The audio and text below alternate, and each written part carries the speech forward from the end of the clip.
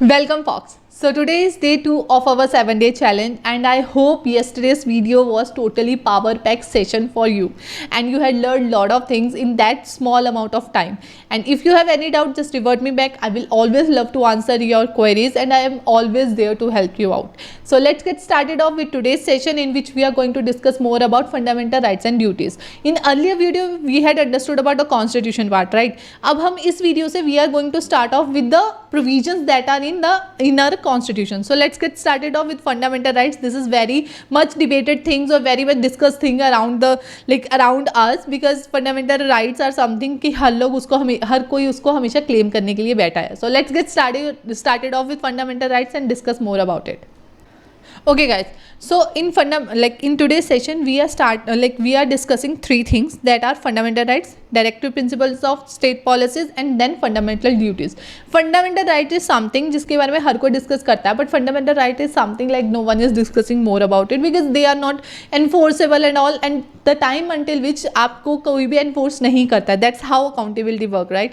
जब तक आपको कोई enforce नहीं करता, जब तक आपको कोई compulsion नहीं है वो चीज़ को पूरा करने की या उस चीज़ को करने की, तब तक you are not inclined or you don't have any motivation to complete that thing. So same is with fundamental duties. We always have that that awareness in our head कि हमें उन fundamental duties को obey करना है. For example, fundamental duty है हमें अपने national flag की respect करनी है, national anthem की respect करनी है, जितने भी national elements हैं उनको respect करना है. That's true, we always do that. But ऐसा नहीं है कि there is some legal provision that are enforcing us कि आपको वो fundamental duties उस तरह से करनी है. Although there are some legal provisions for sure, but not constitutional provisions per se. So let's get started off with fundamental rights first, and then we will move toward fundamental duties. So firstly, start off with fundamental rights. So we will discuss them one by one. There are 6 fundamental rights. Firstly, understand what are fundamental rights and why this particular thing is more debated among the people. So fundamental rights क्या होता है? Fundamental rights हैं जो fundamental है, मतलब ऐसा समझा जाता है कि हर इंसान के वो फंडामेंटल्स हैं, उतना तो उन्हें मिलना ही चाहिए. They are non negotiable, that's the understanding. और इन फंडामेंटल राइट्स को नॉन नेगोशिएबल बनाने के लिए उनको कॉन्स्टिट्यूशनल प्रोविजंस के अंदर रखा जाता है, कॉन्स्टिट्यूशन के अंदर रखा जाता है, ताकि उन्हें कोई बहुत आसानी से छेड़ ना सके और कोई उसको कर्टेल ना कर सके. फॉर एग्जाम्पल, इंडिया के केस में भी अगर आपके फंडामेंटल राइट को कोई भी कर्टेल करता है, इन्फ्रिंज करता है, तो उस केस में आप सीधा सुप्रीम कोर्ट या हाई कोर्ट में जा सकते हो. So that shows how important fundamental rights are in any polity in the case of India itself. So by this mindset fundamental rights are made up. और fundamental rights ही क्यों हमेशा debated रहते हैं? क्योंकि इन्हें स्पेशल प्रोटेक्शन दिया गया है, कॉन्स्टिट्यूशन में है, और ये हमारी जितनी भी बेसिक इथोज़ है ना, उसे बेसिकली एक पैकेज में बना के इन फंडामेंटल राइट्स में रखा गया है. जैसे मैंने आपसे पिछली वीडियो में बोला, we have that basic ethos कि हमें इक्वालिटी चाहिए, हमें फ्रीडम चाहिए, तो वो सारी की सारी चीज़ें फंडामेंटल राइट्स में आपको मिलती है. इसलिए फंडामेंटल राइट्स एक और चीज़ है जो इसकी स्पेशलिटी है, वो क्या है? फंडामेंटल राइट्स को इस तरह से लिखा गया है कि ये हमेशा एक्सपैंड हो सकते हैं. जैसे आपको बोल दिया कि you have freedom of speech, तो ये एक्सपेंडेबल है. आपको फ्रीडम ऑफ स्पीच है, ठीक है, मैं इंडिया के केस में फ्रीडम है मेरे को स्पीच करने का, मतलब I can speak whatever I want. Definitely there are restrictions, but I can speak up. But वही फ्रीडम ऑफ स्पीच मुझे फॉरेन उस पर प्लेटफॉर्म्स पे भी मिलता है, क्योंकि मैं इंडियन सिटीजन हूँ, तो मैं अपनी कंट्री में बोल सकती हूँ कि मुझे वो फ्रीडम ऑफ स्पीच चाहिए. ऐसा नहीं है कि अगर वो मुझे वहाँ की अथॉरिटीज़ किसी चीज़ से रोक रही हैं तो वो अलग चीज़ है, बट अगर मुझे मेरी गवर्नमेंट मना करे तो उस केस में मेरे को वो फ्रीडम ऑफ स्पीच है. मेरी गवर्नमेंट मुझे मना नहीं कर सकती कि मैं वहाँ जाके नहीं बोलूँ, तो ये मेरा फंडामेंटल राइट है. तो इस वे में ये जो फंडामेंटल राइट्स है ये एक्सपेंडेबल है, और ये एक ह्यूमन बींग को, क्योंकि एक्सपेंडेबल है ये ड्यू टू पॉलिटी, जो भी हमारी सराउंडिंग जो भी चेंजेस होते हैं उनकी वैल्यूज़ को इनकलकेट करके उसके हिसाब से एक्सपेंड करती है. So these are the pointers which make fundamental rights very very important for our polity.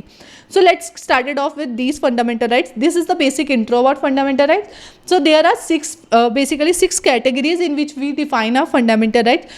इसके अंदर और बहुत सारे एलिमेंट्स हैं और बहुत सारे आर्टिकल्स हैं, क्योंकि कॉन्स्टिट्यूशन में जितनी भी चीज़ें मेंशन है वो आर्टिकल्स में है, कि जैसे एक लाइन होती है हमारी, तो वैसे एक पर्टिकुलर सेक्शन जो है, पैराग्राफ है या आप कुछ भी बोल लीजिए, तो वो आर्टिकल के अंदर वो चीज़ मेंशन होती है. So firstly come right to equality, ये आर्टिकल 14 से 18 तक है। ये राइट टू इक्वालिटी क्या इंश्योर करता है, क्योंकि हमारी जो सोसाइटी है वो काफ़ी ज़्यादा इक्वालिटेरियन बिल्कुल भी नहीं है, उसमें बहुत सारे डिस्क्रिमिनेशन एंड ऑल होता है। तो ये राइट टू इक्वालिटी क्या इंश्योर करने के लिए कि हर किसी को इक्वल अपॉर्चुनिटीज़ मिले जॉब के फॉर्म में, रिलीजन, रेस, कास्ट, सेक्स और प्लेस ऑफ बर्थ। इन पाँच पर्टिकुलर प्रोविजंस के ऊपर या 5 पर्टिकुलर प्लेटफॉर्म्स के ऊपर, 5 पर्टिकुलर आइडेंटिटीज़ के ऊपर you can't discriminate. These can not be sole things like on which you can discriminate among people, कि ऐसा नहीं होना चाहिए। रिलीजन, रेस, कास्ट, सेक्स और प्लेस ऑफ बर्थ, इन 5 प्रोविजन में से किसी का भी ऐसा नहीं होना चाहिए इनकी बेसिस पे सिर्फ तुमने करा, सिर्फ याद रखना इसमें वर्ड ओनली लिखा है। ये सेकेंडरी एलिमेंट्स हो सकते हैं पर प्राइमरी नहीं होने चाहिए। So this is the basic ethos कि अपॉर्चुनिटी जो मिलती हैं उसमें ये रिलीजन, रेस वगैरह का इशू नहीं होना चाहिए। और फिर हमारे केस में अनटचेबिलिटी का बहुत इशू था। तो ये एक बेसिक चीज़ आती है राइट टू इक्वालिटी में कि जो आर्टिकल 17 है जिसके अंदर अनटचेबिलिटी को प्रोहिबिट किया गया है, ये ऐसा आर्टिकल है जो स्टेट के लिए ऑब्लिगेशन नहीं है, एज अ सोसाइटी हमारे लिए ऑब्लिगेशन है कि हमें अनटचेबिलिटी नहीं करना है। नहीं तो बाकी जितनी भी आर्टिकल्स आप देखोगे उसमें स्टेट को बोला जा रहा है कि आपको ये नहीं करना, आपको ये नहीं करना, पर राइट अगेंस्ट अनटचेबिलिटी में सोसाइटी को बोला जाता है कि आप लोगों को अनटचेबिलिटी प्रैक्टिस नहीं करना। This is right to equality. Then come right to freedom. We have freedom. अब वो राइट टू फ्रीडम में आपको पता है ये सबसे ज़्यादा वो होता है कि right to freedom to live, सबसे इंपॉर्टेंट चीज़ फ्रीडम टू लिव। तो इसके ऊपर बहुत सारी चीज़ें आती हैं। सुप्रीम कोर्ट ने बहुत सारी वर्डिक्ट्स दी हैं, जैसे वो राइट टू लाइफ के अंडर ही मेरे पास ये राइट है कि मैं पॉल्यूशन फ्री एनवायरनमेंट में रह सकूं। वो कितना इंश्योरेंस है हम सबको पता है, but still supreme court always come up with lot of things that are very much progressive for sure, but definitely because of as a society we are also not that much evolve, तो इसलिए problem होता है। But right to freedom is something that is giving freedom to us. But definitely जितनी भी चीज़ें, जितने भी fundamental rights हमारे पास है उनके साथ बहुत सारे रिस्ट्रिक्शंस भी है। जैसे राइट टू इक्वालिटी है, मगर इक्वालिटी के साथ साथ इक्विटी को भी प्रमोट करना, तो वो एक डेफिनेटली वो एक चीज़ है। दूसरी चीज़ है right to freedom. Right to freedom में ठीक है, I have freedom to speak, but at the same point I have to respect the freedom of another person, I have to respect the feeling of another person. So this is about right to freedom. Right against exploitation की बेकार वगैरह नहीं होना चाहिए। ऐसा नहीं होना चाहिए कि चिल्ड्रंस के साथ आप ज़बरदस्ती मतलब उनकी एक्सप्लॉयटेशन कर रहे हो। ट्रैफिकिंग नहीं होना चाहिए, बट फिर भी ट्रैफिकिंग होता है और बहुत ज़्यादा होता है। Like as a normal person you are always afraid, अगर आप पेरेंट्स हो यू आर ऑलवेज अफ्रेड, पता नहीं कब तुम्हारे बच्चे को कोई उठा के ना ले जाए। If you are a girl then also you are not secure. और बहुत सारी चीज़ें हैं जो सोसाइटी में होती है, but still we have that right कि right against exploitation. Then comes right to freedom of religion. That means India के केस में secularism is very much different from another countries. Reason हमारा सेक्युलरिज्म में क्या है, म्यूचुअल एक्सक्लूजन नहीं है state और रिलीजन का। वेस्टर्न मॉडल में क्या है कि state is like different and religion is different, दोनों एक दूसरे के स्फीयर में एंटर नहीं करते। पर इंडिया के केस में सेक्युलरिज्म में क्या है, जो हमारी स्टेट है और जो रिलीजन है ये दोनों एक दूसरे के साथ म्यूचुअल अंडरस्टैंडिंग से चलते हैं। Like state is not promoting any religion, but definitely वो कहीं ना कहीं उन्हें हेल्प ज़रूर करती है। जैसे हमारे पास फ्रीडम है टू प्रोफेस, लाइक हम लोग प्रोफेस कर सकते हैं अपने रिलीजन को, पर बहुत सारी चीज़ें हैं जो और चीज़ें ध्यान रखने की है। जैसे कि हमारे पास अपने रिलीजन को प्रोटेक्ट करने का बिल्कुल राइट है, पर उसका मतलब ये नहीं है कि हम उस भड़काऊ भाषण दें या हम किसी और रिलीजन के अगेंस्ट में बोले। तो वो एक म्यूचुअल अंडरस्टैंडिंग वाली चीज़ भी आ जाती है। तो freedom of religion definitely is there in case of India. Then cultural and educational right. Cultural and educational right include कि अगर सपोज मैं कोई भी माइनॉरिटी हूँ, मेरा मतलब मैं किसी माइनॉरिटी कम्युनिटी से बिलोंग करती हूँ और मेरे पास मेरे वो कल्चर को मैं प्रिजर्व करके रखना चाहती हूँ, तो आई हैव द राइट कि मैं अपना कोई भी एजुकेशनल इंस्टीट्यूट या कुछ भी ऐसा कर सकती हूँ। और एक और चीज़ याद रखने की है, जो गवर्नमेंट स्कूल्स वगैरह हैं वहाँ पे जितनी भी प्रेयर्स वगैरह होंगी वो किसी रिलीजन को एंडोर्स करके नहीं हो सकती, वो रैशनल या सेकुलर फॉर्म में होगी। बट अगर हम ये जो कल्चरल और एजुकेशनल राइट्स के अंदर जो भी इंस्टीट्यूशंस एस्टैब्लिश होते हैं, जो कल्चरल या मतलब कोई भी माइनॉरिटी इंस्टीट्यूशंस होते हैं, तो उस केस में वो अपने हिसाब से अपनी प्रेयर्स रख सकते हैं। This is the difference between them. So then come right to constitutional remedies. This particular right to constitutional remedies, this is the right that had made everything possible to all of us and that had made fundamental rights workable at all. क्योंकि constitutional remedies के under ही मैं जो आपसे बोल रही थी कि सुप्रीम अगर आपका कोई भी फंडामेंटल राइट को इन्फ्रिंज करता है, then you have right to approach to supreme court directly और high court directly, and supreme court और high court will issue writs, and according to that writs जो फर्दर चीज़ें हैं वो वर्क करती है. So this right to constitutional remedy is something which had made like these all things workable on ground. Otherwise अगर वही तुम्हें पूरा हायरार्की से जाना है, ये पहले डिस्ट्रिक्ट कोर्ट के नीचे के जितने कोर्ट्स हैं उनमें जाओगे, डिस्ट्रिक्ट कोर्ट में जाओगे, फिर आगे तुम्हारा जाएगा, तो आपको पता है इंडिया में तो तारीख पे तारीख है. So this is all about fundamental rights. I hope you get to understand the fundamental rights and fundamentals of fundamental right. So now let's move toward directive principles of state policies. What like by name itself you are understanding कि directive principle of state policies mean state को policies बनाने से पहले जो directions दी गई है कि ये प्रिंसिपल्स को तुम्हें ध्यान पे रखना है. अब हमारे पास आजकल राइट है प्राइमरी एजुकेशन का, राइट, कि हम इंडिया में वो प्राइमरी एजुकेशन हर किसी का राइट हो गया. तो वो पहले डायरेक्टिव प्रिंसिपल्स में था कि directive principles of state policy basically हमारी गवर्नमेंट को या स्टेट को बताती है कि आपको पॉलिसीज किस डायरेक्शन में फ्रेम करनी चाहिए ताकि वो वेलफेयर के लिए काम हो.